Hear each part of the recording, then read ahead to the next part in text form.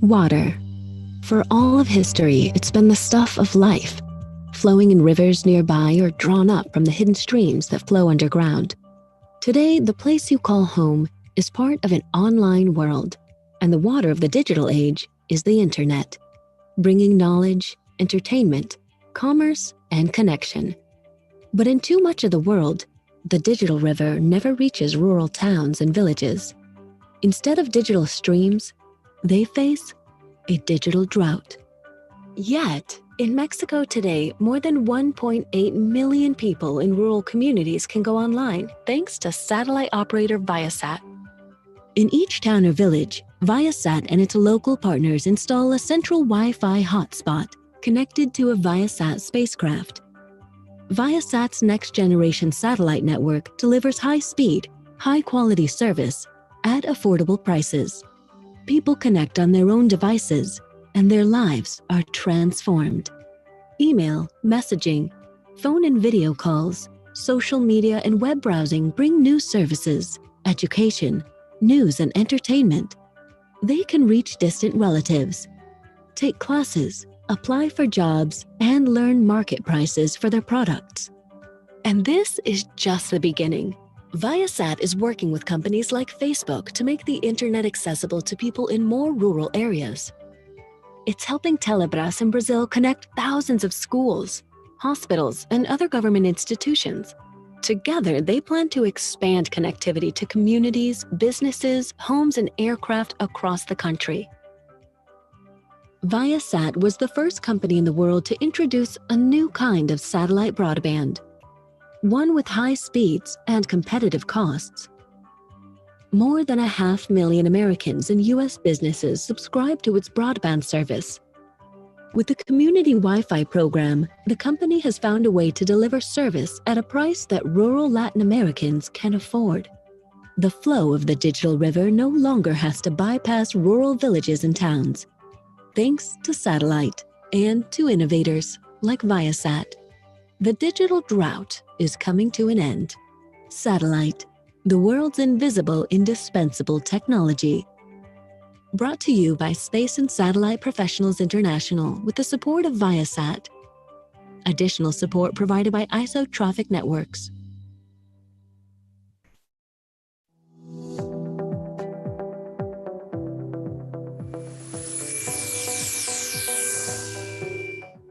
It is a vast land, making up 3/4 of all of Russia. It is an empty land where fewer than 1 in 4 Russians live. Notorious for long, harsh winters, but rich in gold and diamonds, oil and coal. It is Siberia, where the city of Yakutsk claims to be the coldest in the world, where winter temperatures hover around -40 degrees. More than half of Siberians live in cities like this. But leave those cities and you come face to face with the land. Millions of square miles of plains, mountains, lakes, and swamps, frozen hard in winter, coming to green life in the short summers. Here, people live in small towns and villages scattered across the land. Isolation can be harsher than the winter wind. It cuts people off from family and friends. It robs them of access to services, to work, and education. Distance destroys the connections that make a good life, except for connections by satellite. A company called Hughes Network Systems has equipped 1,300 towns and villages across Siberia with its community Wi-Fi hotspots. Hughes works with Russian communications companies to install satellite terminals and Wi-Fi access points that offer affordable neighborhood service to more than 300,000 people. For most of them, it is the first internet connection they have ever had. It brings them public services and online education, work opportunities, and connection to distant family and friends. It makes Siberia part of a vibrant online community circling the globe. And Siberians have a lot to offer the world. They are a strong people who speak their minds with a rich culture forged in hardship. They work hard, and they know how to play hard as well. Siberians don't let their challenging climate slow them down. Hughes, its Russian partners, and a little bit of satellite are making sure that distance doesn't either. Satellite, the world's invisible, indispensable technology. Brought to you by Space and Satellite Professionals International with the support of Hughes Network Systems. Additional support provided by AVL Technologies and Artel. The lives we save are our own lives. The futures we build are our own futures. The possibilities we create are opportunities for a better world.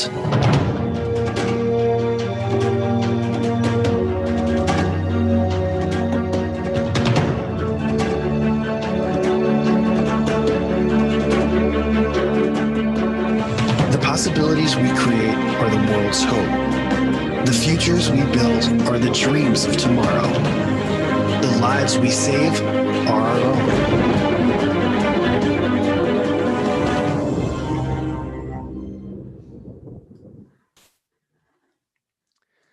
Welcome to the 21st induction ceremony into the Space and Satellite Hall of Fame. The Hall was founded 34 years ago to honor people in this industry who have made invaluable contributions that have transformed life on planet Earth for the better. Its members include such extraordinary individuals as Sir Arthur C. Clarke, Dr. Harold Rosen, Pradman Kaul, Marianne Elliott, Mark Dankberg, Greg Weiler, Gwynne Shotwell, and Steve Collar. Our purpose in honoring them is not just to thank people who have moved our industry forward. It's also to prepare our industry for the future.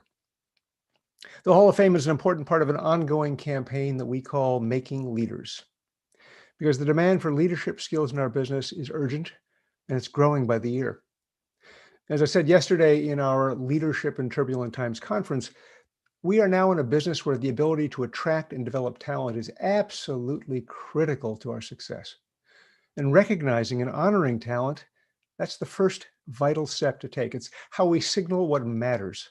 It's how we inspire the next generations to live up to the example that these people represent, to never be satisfied with what we can do today, but always be striving to do the impossible tomorrow. That's the spirit that brought us from Robert Goddard's backyard experiments to reusable launch vehicles that lift off, complete their missions, and return to Earth on tails of fire. It's what got us from the grainy black and white live via satellite footage of the 1964 Tokyo Olympics to terabytes of broadband capacity in orbit. And it's what will build futures we can hardly imagine. For making today's Hall of Fame ceremony possible, I want to thank celebration host Hughes Network Systems, which powers satellite and multi-transport solutions for millions of people, businesses, governments, and communities around the world. My sincere thanks go also to celebration sponsor Northrop Grumman Innovation Systems, which designs, builds, and delivers space, defense, and aviation-related systems to customers worldwide. So, without further ado, let us begin our ceremony. To induct our first honoree, it's my great pleasure to introduce the President and Chief Commercial Officer of ST Engineering iDirect, who serves as Chair of SSPI's Board of Directors, Thomas Vanden Driessche.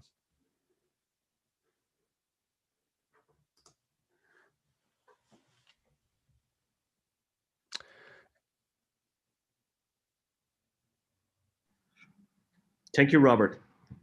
I hope you can hear me now. We can, thank you. And thanks to our sponsors indeed, Hughes and Northrop Grumman.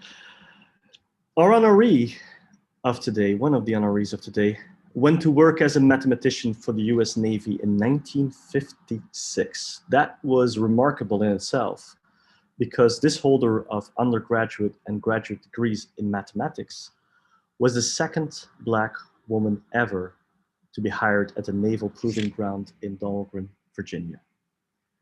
They put her to work programming computers in the Naval Surface Warfare Center, back when computers filled massive rooms and punch cards were all the rage.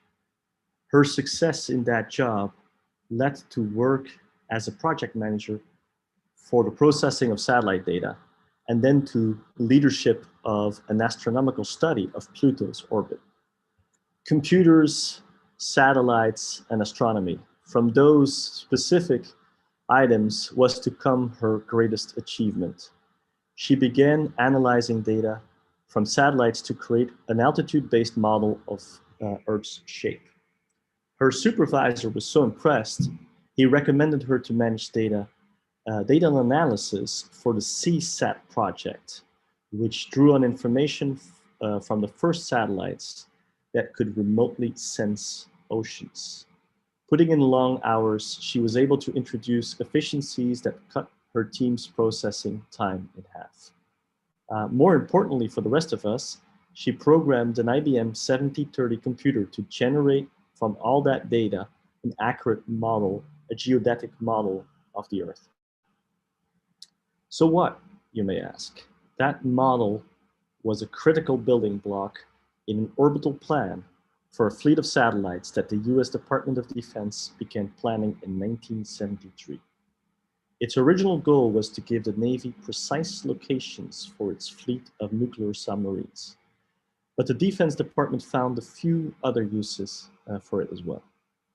Then, back in the 1980s, the system was open to civilian users as global positioning via satellite, or GPS. By 2015, there were approximately 3.6 billion GPS devices in use around the world, including 900 million mobile phones. It has become vital to every imaginable industry, from farming to data networks, construction to mining, transportation to energy, military operations, and humanitarian relief. And now I can hardly find my way home without it. For her seminal work in service to her country and the world, especially at a time when neither women or people of color were welcome in that service, SSPI is proud to induct into the Space and Satellite Hall of Fame a major contributor to today's GPS system, Dr. Gladys West. Gladys, would you do us the favor of turning on your camera and saying a few words? Here you are. Thank you so much for that introduction. Good morning, ladies and gentlemen. I'm extremely honored to be inducted into the Space and Satellite Hall of Fame, and I am very appreciative for the recognition that I'm receiving for my work on the development of the global positioning system. I am pleased that my story has inspired so many people. Many years ago, I committed myself to be the best that I could be. Through my successes and challenges, I stayed focused and persevered, never losing sight of my goals. Being recognized at this point in my life brings some closure to a long and committed journey. It reminds us that anything can happen at any time. I have enjoyed hearing from coworkers and friends and reliving old times. During my career, I was blessed with the opportunity to work in the astronautics and satellite division, where I did programming and coding of complex mathematical equations for large-scale computers. These complex equations were formulated by expert mathematicians and physicists. They describe the dynamics of the Earth and satellites and all the variations in space. The most accurate orbit was generated, which was used in the global positioning system. Never could I have imagined that my professional work on the GPS would have developed into something that each of us use and rely on each day. I have recently published my memoirs entitled, "It Began with a Dream." I had many thoughts and dreams that dominated my thinking throughout my developmental years. I encourage each of you to always move confidently toward your dreams for your children, family members, friends, and yourselves. I would like to say thanks to all who have helped me along the way. I thank God for all that He has done and for continuing to oversee my life. I am especially thankful to Gwynne James, my Alpha Kappa Alpha sorority sister, for bringing my story to light. I thank Kathy Dyson, a freelance Star newspaper reporter who wrote the original story. I am grateful to the many scientists with whom I work, who provided much inspiration and encouragement along the way. I thank my husband, my family, my friends for their constant support. And thank you to SSPI for giving me this great honor. I will always cherish it. Thank you. Thank you, Gladys, and congratulations. Much deserved. Much deserved. And thank you, Thomas, for your introduction of Dr. West. That was really something. And we'd now like to offer a brief salute to all of today's honorees.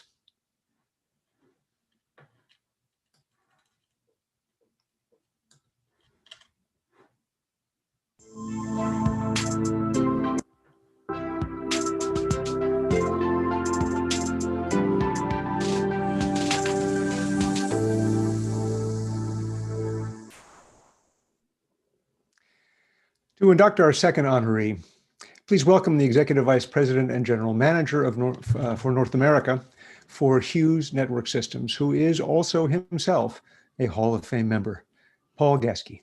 Paul?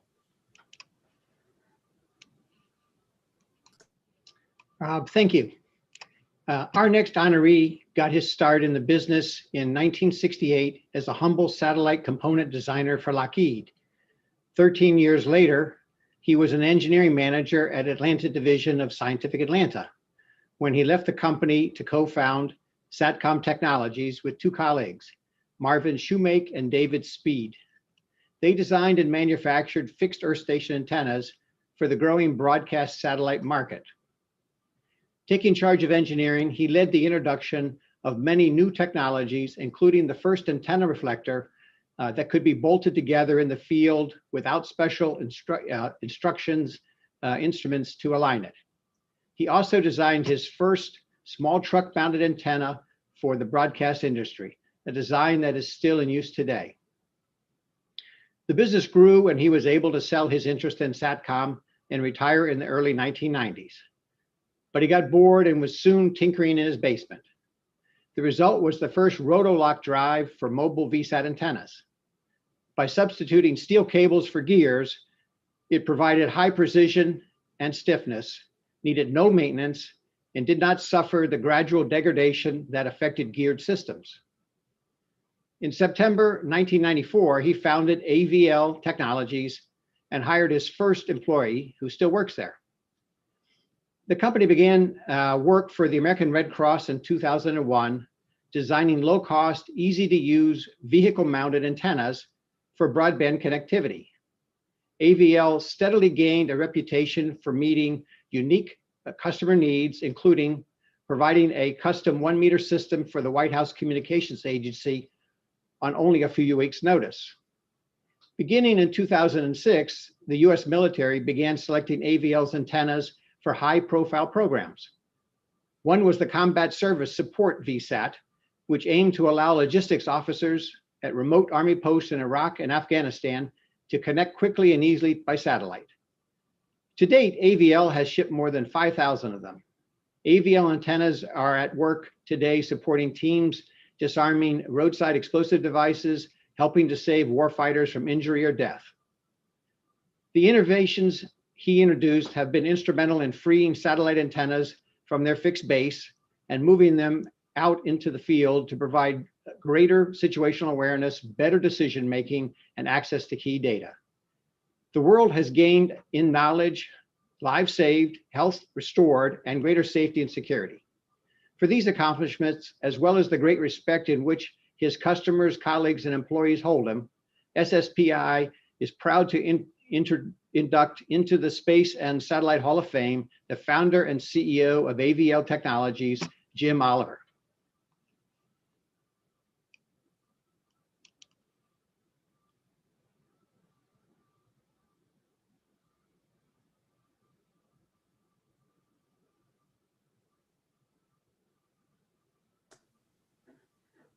Jim, you need to unmute yourself.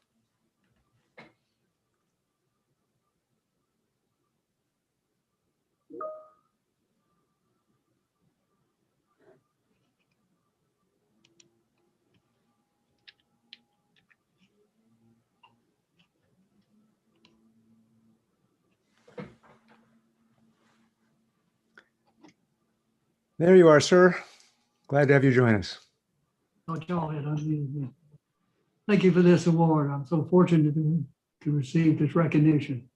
Also feel very fortunate that most of all my 50-year career has been spent in satellite, constantly involved in the industry. First became involved in satellite in the 60s, facing the challenges of designing antenna positions for spy satellite. When I talk about SATCOM, I describe my experience as that of a surfer who enjoyed riding many challenging waves.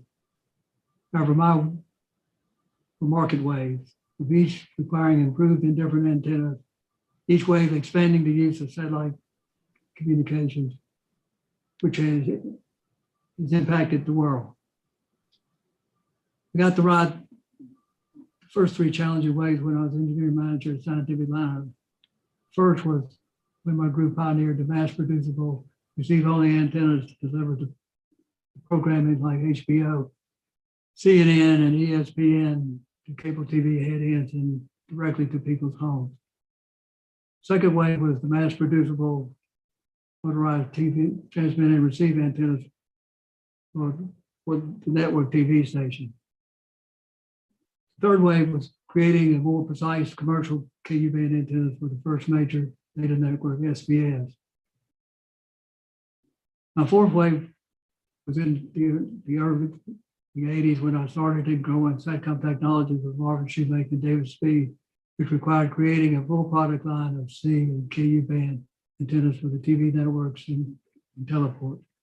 We also introduced the first microprocessor-based SATCOM antenna controller. Fifth wave in the early 80s was development of improved antennas required to reduce the satellite spacing from 4 degrees to 2 degrees, which helped double the value of the SATCOM market. Sixth wave I rode was in the mid-80s, and it was satellite news gathering, often referred to as live via satellite, which required a low stow profile roof-mounted antenna light enough not to destabilize an SNG truck. Seventh wave was the mid-90s when I was creating my current company, ABL Technologies, after I had moved to Asheville, focused on transportable SATCOM antennas. I used a clever cable drive system to receive the best positioning performance at minimum weight ideal for transportable antennas. In 25 years, we have developed over 50 different designs of transportable antennas, size from 30-inch all the way up to 15 foot in diameter, and are now being produced by more than 250 great employees. The eighth wave was in the 2000s with the invasion of Iraq. The U.S. had bombed out all the communications, resulting in the invading units needing transportable vehicle or case-based packable SATCOM antenna in a big hurry. We developed many different designs of transportable to every branch of the military and most agencies of the government. Luckily, in 2001, I had hired Mike Profit to run my ABL operations, and he assured that we met the very challenging schedule. Ninth wave was early in the 2010s, and it began with more precise antennas required for GEO, KA band, more and faster SATCOM communications. The 10th wave is now, and it's the KU, KA, LEO, and MEO SATCOM networks, which require tracking with either a continuous mechanical position or currently more expensive electronic beam steering. It looks like it will be such a challenging wave that it is keeping me out of full retirement. Thank you, SSPI and the Board of Directors and the Awards Committee. It's such an honor to be inducted into the Hall of Fame with such ground segment pioneers as Sidney Topol, Richard Haskell, and David Hirschberg. I would like to also acknowledge the group of all the ground segment satellite professionals I have worked with over the 50 years for their contribution for the spectacular success of satellite communication. Also congratulate Peter Shelding, Kathy Leuders, and Dr. Gladys West. It's an honor to be inducted in the class with all of you. Thank you. Well, congratulations, Jim. Richly deserved. And thank you very, very much, Paul, for your introduction. You may have noticed that Dr. West and And Jim, we're both wearing a particular piece of jewelry. Well, that's not a coincidence. Those are their Hall of Fame medallions, which we introduced last year. And now we have another brief salute to today's honorees.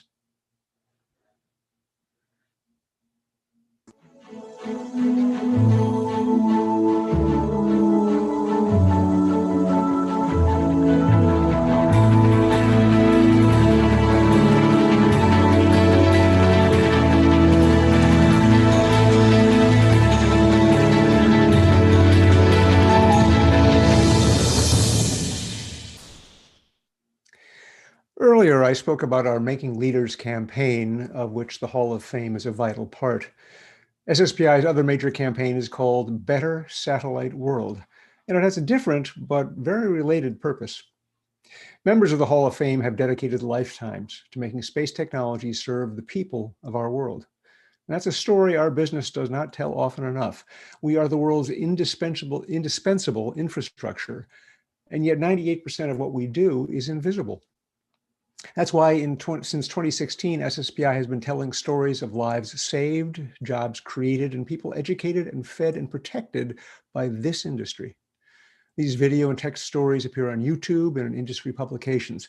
They're shared by our members around the world as a powerful tool for persuading customers and investors of the limitless possibilities of what we do, and alert young people to the fact that space and satellite is more than a career, it is a calling to leave the world better than they found it. As we do each year, we now debut the latest video in our Better Satellite World campaign, sponsored by Peraton with additional support from Maxar Technologies. It's about promises made a long time ago that are finally being kept today. We'll be releasing it publicly in a few days, but now you're the first to see it.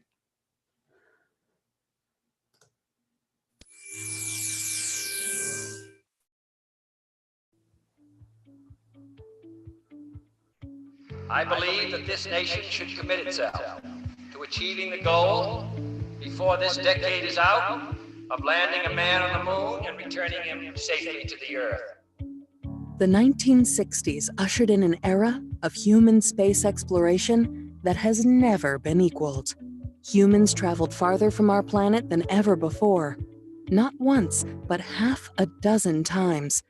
And those journeys sparked the dreams and ambitions of millions. And then we stopped. We flew robots to other planets. We put satellites and space stations into orbit. But people never again answered the call to leave our planet far behind in a quest for knowledge and opportunity, to open new horizons for others to follow. Never until now. NASA's Artemis program is committed to landing American astronauts on the moon again, to explore, to make discoveries, and lay the foundation for a permanent and productive human presence. This new NASA mission will search for water to turn into oxygen and fuel, and for materials to build landing pads, housing, and workspace. NASA is designing a new spaceship called Orion to carry astronauts from Earth to lunar orbit, where a lander will deliver them to the moon. Orion will climb into space on a massive new rocket called the Space Launch System. Those few minutes of rocket flight are among the riskiest in the journey. The Space Launch System will battle gravity by burning nearly 1 million gallons of fuel at enormous temperature and pressure. The rocket must balance on that pillar of fire and settle into the right orbit with the precision of a star athlete scoring a goal. Helping to make that possible is Peraton's software product, OS Comet. The men and women of Peraton developed and deployed it decades ago to monitor and control space vehicles and rocket launches, improving and expanding year by year. OS Comet is now one of the key platforms on the Artemis program, used to monitor and control the Orion spacecraft and the liftoff of the Space Launch System. OS Comet is one small part of a great adventure. Humanity's return to the moon keeps the promises made more than half a century ago. it also represents the first steps toward the next giant leap from the moon to Mars. Returning to the moon, we begin to seize a greater destiny. To become a people who sail the vast darkness and silence of space as readily as we do the seas and skies of Earth. To ensure humanity's future, regardless of how our home planet changes. That future begins now. Space and satellite. The world's invisible, indispensable technologies. Brought to you by the Space and Satellite Professionals International, with the support of Peraton. Additional support provided by Maxar Technologies. And thanks to Peraton for sharing that story with our industry and the world, and to Maxar Technologies for sponsoring today's premiere. To induct our third honoree, it's my pleasure to introduce the CEO of Ursa Space, who serves as president of SSPI's board of directors and is a previous 20 under 35 honoree who won our coveted Promise Award in 2012. Nicole Robinson. Thanks very much. Over the past 3 decades, our honoree has established himself as the industry's preeminent commercial space reporter, one who is widely admired and not a little bit feared for reporting that is relentless and unsentimental, but always strives to be fair and ethical. He joined the staff of Space News in 1989 when the publication was still in its test phase. Based in Paris, he was assigned to cover space activity in Europe. Within months, his thorough coverage made Space News a must-read for European space officials and executives. It was not just his understanding of technology or his knowledge of finance and go-to-market strategies, it was all of these together, backed by intense curiosity and determination that gradually made his work indispensable to the leaders of space and satellite companies, government agencies, investment banks, and insurance companies around the world. Reporters are often measured by the big stories they break, and he had quite a few. His biggest emerged from the investigation in the February 1995 launch accident in China, which destroyed Intelsat 708. After a year of work, he reported that an employee of Space Systems Loral had faxed a copy of the accident report to China in a violation of export rules. It wasn't long before the US Congress declared satellite technology a munition subject to dreaded international traffic and arms regulations. Pursuing the truth wherever it led, he unexpectedly wound up transforming the launch and manufacturing market for decades. By this time, his reporting has changed the fortunes of companies large and small. In 2009, a story in the Wall Street Journal reported that Boeing, which was struggling to recover from big problems on government projects, had won a $400 million multi-satellite deal from Intelsat. The news helped to make the manufacturer newly competitive in the commercial market. The journal may have reported it, but the story broke first under our honoree's byline in Space News. It was not the last story in which the journal had followed his lead. In 2017, he co-founded SpaceIntelReport.com and became its chief editor. His publisher and co-founder, William Clanky, said that his greatest strength as a journalist is that he really believes in the industry, which is to say that he believes in an industry that is transparent in its practices, honest about its mistakes, and constantly striving to do the impossible for profit and for public good. For decades of going where most industry journalists fear to tread, and making the industry and the world a better place in the process, SSPI is proud to induct into the Space and Satellite Hall of Fame the chief editor of Space Intel Report, Peter B. Selding. All right. Thank you very much, Nicole. Very kind words. And I will resist the temptation, which you know I have, to ask you about your new job. That's for another time. A big leap, and I admire people willing to make big leaps in their careers. I'm not one of those people. In fact, when I started covering the space industry in the early 1990s, I never expected to stay in it that long because I'm not a space geek. There are journalists who are space geeks who try to find a way to get into the space industry, and journalism is the most convenient way. With me, it was just the opposite. I fell into this by accident, knowing that I wanted to be a journalist and was a journalist, but space would be just a couple of years. And then, as happens here, and as this audience well knows, one thing leads to another. And I kept on saying to myself, every 3 years, I'm going to leave just after I find out how this one thing turns out. Can the space shuttle really make the schedule of docking with the International Space Station and constructing the space station? Can Iridium really make it as a business? Is China really committed to becoming a space power, not knowing what it knows now, how many billions in whatever currency it's going to take for them to do it? Can Europe really land on a comet? Can SpaceX really meet its requirement to launch something like 4,000 satellites in 9 years under its regulatory authorization? That one looks like it's happening, but we'll find out. Can satellite broadband providers, we just heard from Hughes and Viasat today, can they really make a business putting broadband in places where sometimes even terrestrial wireless cannot go, and unlock the brain power of hundreds of millions of people who are up to now off the grid? Can global governments launch a series of satellites to monitor carbon emissions in such a way that we end up with something resembling the Montreal Protocol? Can the United States and China use space as a way to thaw relations so that we avoid the Thucydides trap and avoid a war? Space alone won't do that, but as we saw with the Soviet Union, it can be a symbolic gesture. And nowadays, with the way space technology is going, it's more than just a small gesture. Anyway, I just wrote about a dozen of these down over the years, the types of things that have forced me to stay in this industry that all you people know very well. And I am certainly more than humbled to be sitting on the same place as Gladys West and Jim Oliver and Kathy Leuders. I didn't know about Dr. West's CSAT history, but I believe she said that the Freelance Star was instrumental in putting her story to the public. And so I want to tell you that that was a good piece of journalism right there. So I want to thank SSPI for the honor you've given me today. And again, thank you, Nicole, for the introduction. Peter, congratulations. Congratulations for your achievements. And we're really pleased to honor them. And Nicole, thank you so much for your introduction as well. Let's take a moment to let someone else offer congratulations to today's honorees.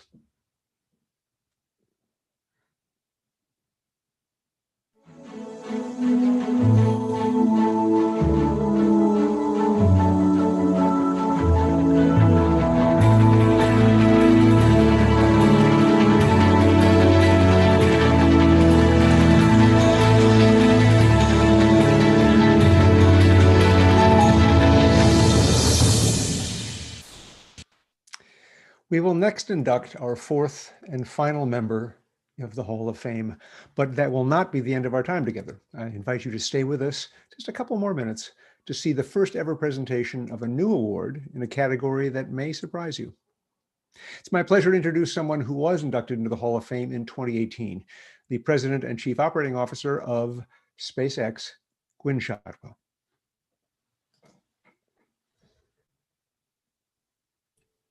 Got me? Good morning. So I am so honored and pleased to be able to introduce Kathy Leuders. Kathy Leuders, our honoree, has spent nearly 30 years at NASA, rising from a co-op position in the propulsion lab at White Sands Test Facility to managing the White Sands Depot for the Space Shuttle's orbital maneuvering and reaction control systems, to her current position as Associate Administrator for NASA's Human Exploration and Operations Mission Directorate. Much of her time at NASA has been devoted to the International Space Station. She's managed logistics and maintenance for the station and overseen the critical integration of new spacecraft into station operations. As the retirement of the Space Shuttle loomed, she was the manager who oversaw successful integration of the European, Japanese, and Russian space vehicles and service modules into the ISS, strengthening US partnerships with other spacefaring nations. In my opinion, however, her most groundbreaking work has been working side by side with non-traditional companies to develop US systems, new US systems, to service the International Space Station with science and supplies. Executing this effort was not simple. Under relatively intense political pressure, Kathy had to keep NASA convinced that this was the best path forward, as these companies, SpaceX being one of them, struggled their way through a very challenging technical development during very difficult financial times. Recall 2008 financial crisis.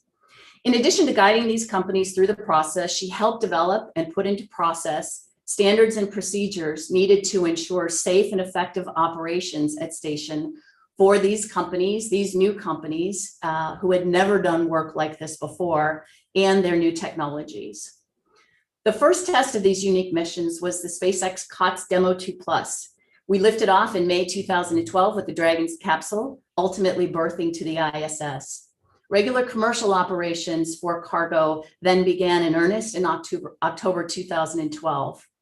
Since then, over the next years, she worked with SpaceX and Northrop Grumman, formerly Orbital, to increase the cadence of these missions. This crucial effort ultimately placed her in a position to lead our nation and the space agency to being able to once again fly astronauts from American soil. In 2013, she was named Commercial Crew Program Manager at NASA's Kennedy Space Center. She once again served as a facilitator between NASA and this time a both traditional and non-traditional company, helping to mature robust modern-day safety standards and qualification processes and bring new technologies for human spaceflight into use. In 2020, one of the most difficult years in our nation's recent history, Kathy and her extraordinary team enabled the SpaceX Crew 1 mission to lift off, carrying the first NASA astronauts ever to reach orbit on a commercial launch vehicle and a commercial capsule. SpaceX, and quite frankly, America's civil space program, would not be where we are today without her patience, wisdom, and support. She helped us qualify for the honor of flying to the International Space Station, first with cargo and then with crew. Her work opening up space to more people surely will have a positive impact to people here on planet Earth. For her long-term commitment to bringing NASA the best that space industry has to offer, dramatically expanding the opportunities available to the industry at the same time, SSPI is proud to induct NASA's Human Space Exploration and Operations Mission Directorate, Catherine L. Leuders. Kathy, would you say a few words?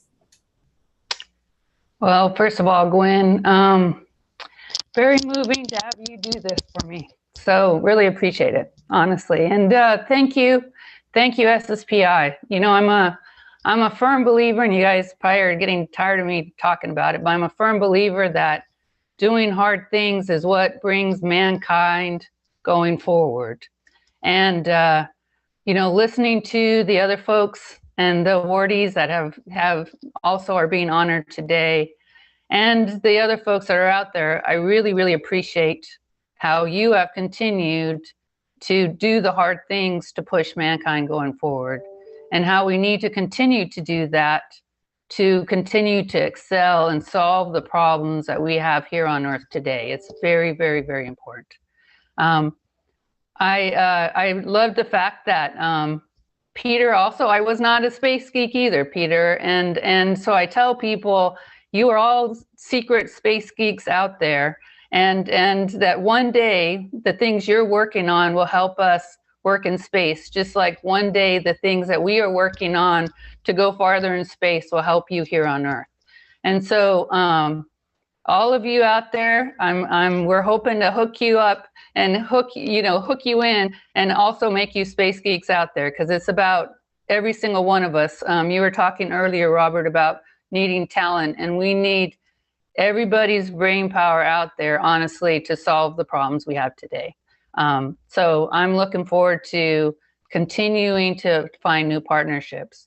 You know, I want to tell everybody, you know, this medal is not for me. This medal is for the Leuders team. And my team is my family.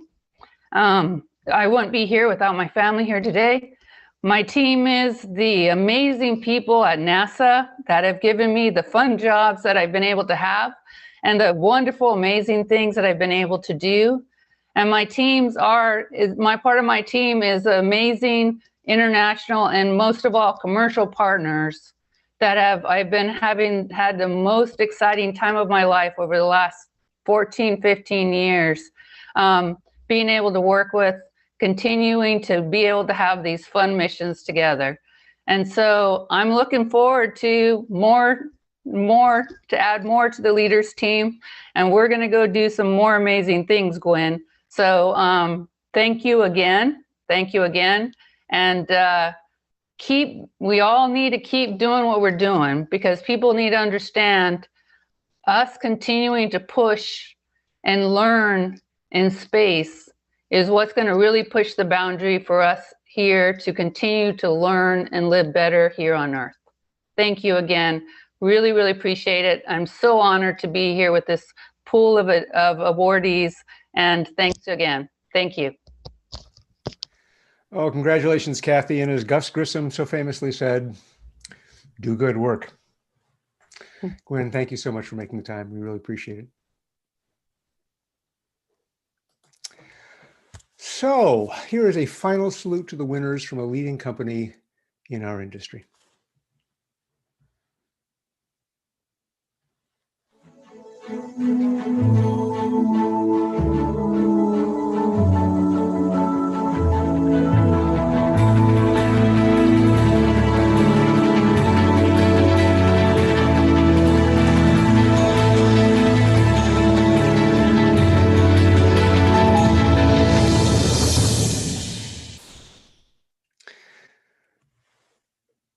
Kathy spoke about being a space geek, discovering your inner space geek. I discovered mine, and I don't know what year it was, but it was when on my black and white television, a program came on and we panned across a desert landscape, and then these little things started sparkling and people materialized, and they were the crew of the USS Enterprise. And that's how I got my start. Numbers or images? Numbers on one side or images? Formulas or feelings? Processes and procedures or inspiration? That's the binary, the black and white way that we think of the difference between what we do here in Space and Satellite every day and what artists do, like the creators of Star Trek, whether their work is visual or literary or in performance. But I think we know that that's not really what it's like. Art can give voice to the dreams we may not even know we have. It can give us a calm space to reflect and revive, or set our own creativity flowing. It can point us toward amazing futures or issue fierce warnings about the road ahead. When I read about the many studies, and when I read about the many studies and policies and experiments and newly funded companies right now that are focusing on space debris, I just can't help but wonder, would they ever have seen daylight if not for Alfonso Cuarón's film, Gravity? In that spirit, SSPI is introducing the Inspire Award to honor people in the performing, literary, or visual arts who have inspired the people of the space and satellite industry. And to introduce our very first award winner, I'm pleased to welcome a Chairman Emeritus, of SSPI, the Executive Chairman of Mansat, Chris Stott. Good morning, good afternoon, and good evening. My name is Chris Stott.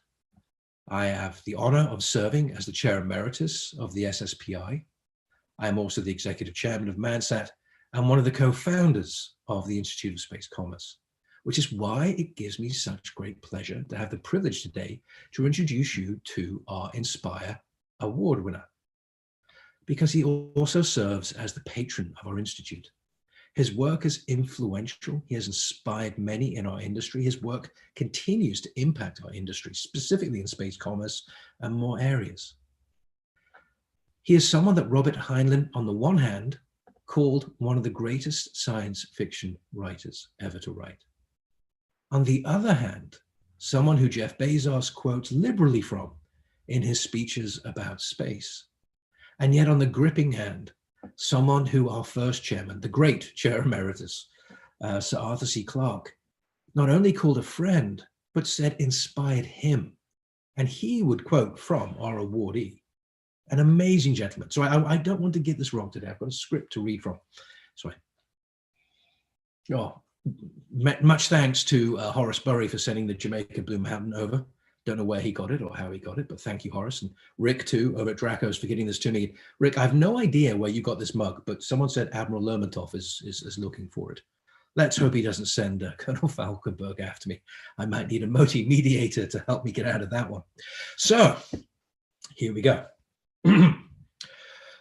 With its first Inspire Award, the SSPI honors an American science fiction writer whose prestigious output has won every major award in the genre, and whose work has inspired countless readers with a love of science, space, and technologies that may transform our world.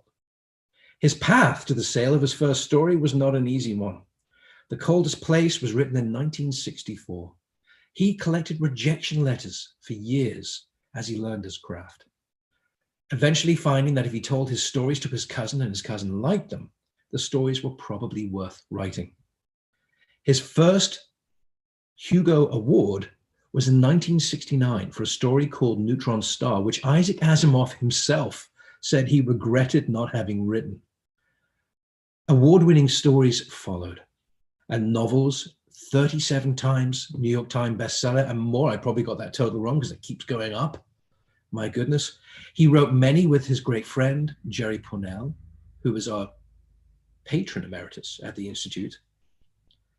Over the years, he's created dozens of alien races and memorable characters, occupying what he called known space, a tiny bubble of stars within the galaxy circled by habitable planets.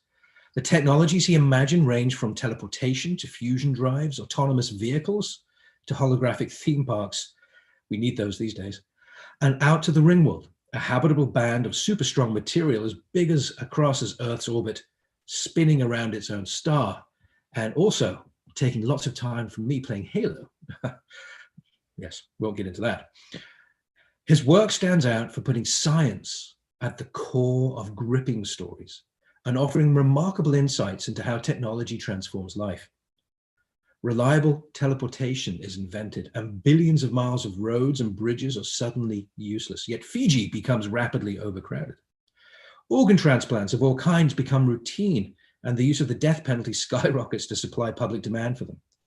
Humanity at long last builds a peaceful society only to meet a fearsome and carnivorous alien race called the Kazin, but are rescued from extermination by the arrival of yet more aliens. Merchants, willing to sell them faster than light technology they would never have invented themselves because it only works outside the gravity well of a star.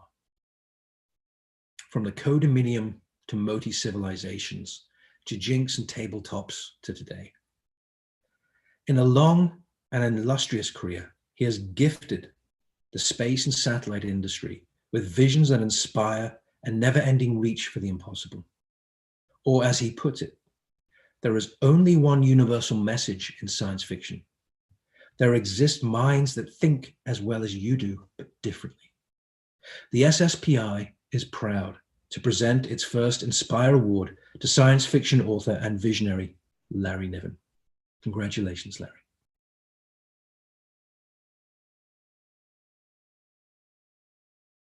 Unmute. And there we go. And I can see my face, so I presume I'm live. Thumb up. Good. Good morning, everybody, and thank you so much for this award. I've been thinking of other writers who would have qualified for this. Arthur Clarke, of course, Robert Heinlein. Arthur Clarke showed us the use of the Clarkean orbit, the 24-hour orbit for satellites. Robert Heinlein inspired everyone I know in the science fiction writing field. I was thinking, though, of Jerry Pournelle, my collaborator, who certainly would have qualified if he had survived another few years. Jerry was the spearhead of the Citizens Advisory Council for National Space Policy, which met at my house in the 80s, 6 times. We set forth to write a space program for the Washington elite because they didn't seem to be doing anything like that. My own contribution was not was not in the mainstream of what we were doing. I worked with Art Dulla, a lawyer, to carve out a program for Congress to change the laws so that so that industry could get into space. The situation when we took over was a corporate lawyer could not predict what would happen if certain ambitions were fulfilled. The laws were too vague and squishy. They stayed that way for 9 years. I'm told it took about 9 years for our paper to have any effect. But Art Dulla wrote the paper. It was in lawyerese. I had the task of turning it into English. I was able to do that with Art Dulla standing at my shoulder so I could ask him what anything meant. We got it into shape that it could be read to Ronald Reagan. And the result was Space Defense Initiative, which you may have known as Star Wars. That was Star Wars was one of our accomplishments. Another was getting industry into space, and we did that finally with the help of certain billionaires who were inspired by Robert Heinlein, I believe, because each of them seems to want to be the man who sold the moon. I should show you the award you've given me. Okay? Forgive me for seeming as if I look down while I'm talking. I'm not looking at a script. I'm making it up as I go along. And the camera is up here above me. Let me read the inscription on this thing so we'll know what we're talking about. The SSPI Inspire Award, presented to Larry Niven for inspiring generations of space and satellite professionals. It's the first such award. Thank you for that. And there will be many more who have earned it. I'm thinking though of the ones who earned it and then died before they could get it. Thank you all. We will just have to invent a time machine so we can bring them back. Thank you so much. And Chris, thank you very much for your introduction of a gentleman whom I am a great fan of and got a whole lot of books lining in my bookshelf. So thank you.